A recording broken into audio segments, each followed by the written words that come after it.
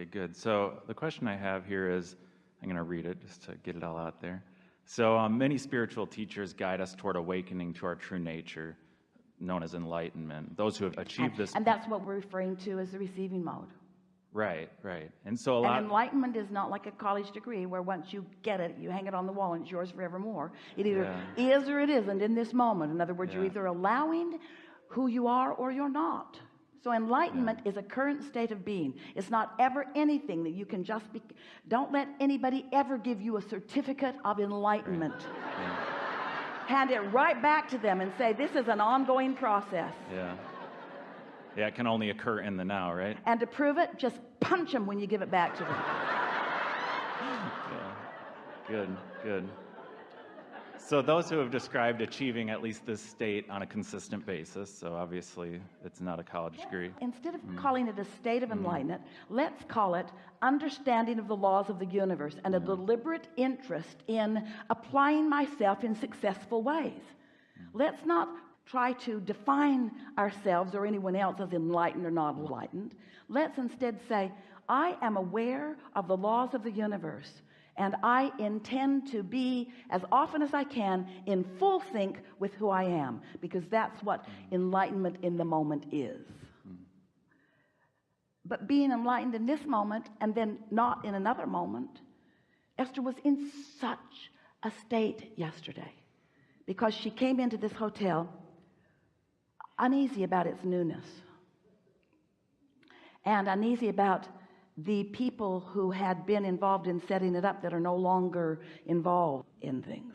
So knowing that there were probably loose ends and sensing that they were there, not wanting them to be there. And Esther did something that she thinks is odd. We think it was meant to be, because she drags her computer case around like her life depends on it.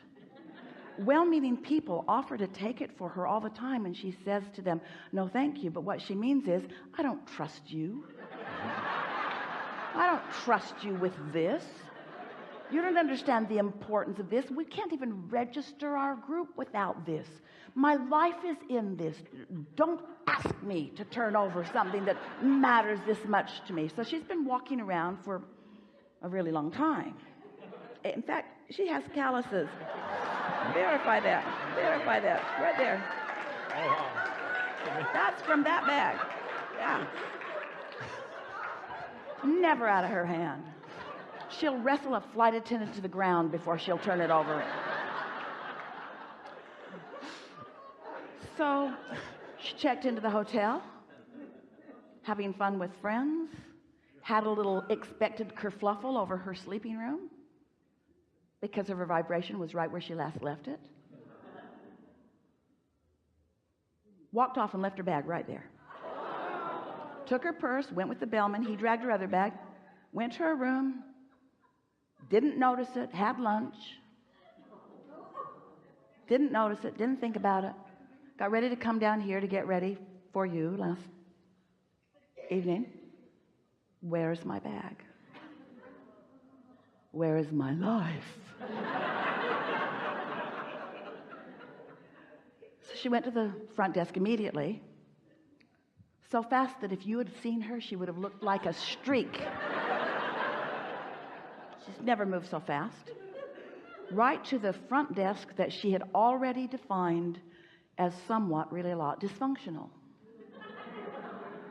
Her check-in had been a little wobbly. And she said to them, I am quite certain I left my bag here. Where would it be if you were to have found it?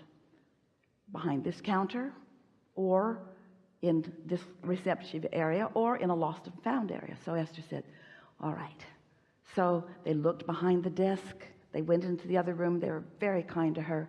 They called the lost and found, and her bag was not there. So she went back to her sleeping room and got out the razor blades.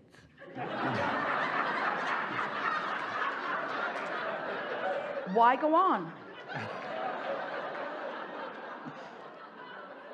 Everything that matters to me is lost. And then, even amidst all of that, she called her friend, who she has another opinion about.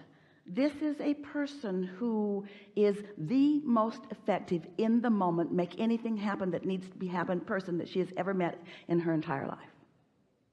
She called him, and in 5 minutes he had her bag. It was there, they just couldn't find it. It was right there. There was just such a wave of panic. Esther had been spewing a mist of lost bag that was so thick. The fog was so thick. The lost bag fog was so thick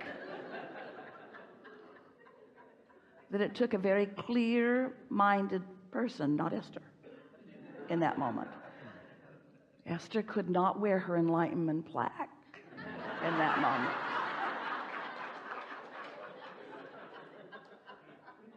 So what I'm curious about is, so people who either say that they're consistently in that state or in the moment experience that sense of enlightenment often describe it Yes. as recognizing yourself as awareness itself, unconditioned consciousness. Well, that's a good way of saying it, because you're in sync and in the receptive mode of Source, who has a broader view. Esther, in only 3 occasions in all of the time that we've been interacting with her, has she so clearly put herself out of the receptive mode. Not so far that she didn't know who to call, but so far that she was useless to herself in that moment. So the receptive mode, that's what we mean. You either are in it or you're not in the moment. And of course, the more things are always working out for you. In other words, Esther had that underlying thing. She was saying those words to herself, but she certainly wasn't feeling it. Never has she been more keenly aware. Her friend said, so what's this all about? And Esther said, well, the first thing that comes to my mind is the first thing she received, the first idea that she received, because now she's calm, she's back in the receptive mode. The first thing that she received is nothing should matter that much. No thing should matter that much. They're not in this day and age of technology. In other words, no thing should matter that much. Esther says we have plan A, B, C, D, and E in place relative to all things, because it is our powerful intention to provide a smooth, wonderful experience for those that we co-create with. But she didn't have plan B in place for that. Everything important to her is in one place. So she launched some big-time rockets of desires, didn't she? Some big-time clarity came out of that. This is the thing. We want you to never again, we're saying to Esther, we want you to never be a slave to conditions. You see, Esther's been saying, I don't want to be a slave to conditions I can't control. But she's still making herself be a slave to conditions she thinks she can control. And we want her to be unconditional. We want her to not be a controller of conditions. We want her to be a receiver of inspiration. And so you can move through the most dysfunctional of environments with people who aren't clear-minded, who aren't doing what they usually do, or what you want them to do, or what you've asked them to do, or what they usually do. You can be in a sea of dysfunction like Esther's friend was. He walked into a sea of dysfunction. He could hear it in her voice. He said it on the back to her later. He could hear it. He walked into a sea of dysfunction, but stood steady in it, you see. So that's really what you're reaching for. You want to practice it enough that no matter what, you're in vibrational alignment with who you are. And so what if you're not? What is the worst case scenario, really? Don't make Esther think about that.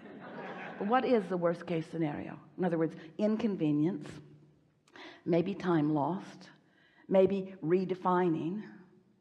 We've been telling a story frequently about a woman who lost her portfolio on her way across the country to interview for new jobs. She was an artist and had all of her beautiful samples of what she had been doing over the years. And someone broke into her car and stole it on the way. And she was devastated, feeling like Esther was feeling in the losing of her computer. Microphones, recorders, all the things that mattered. So we said to this woman, what's there doesn't represent who you are anyway.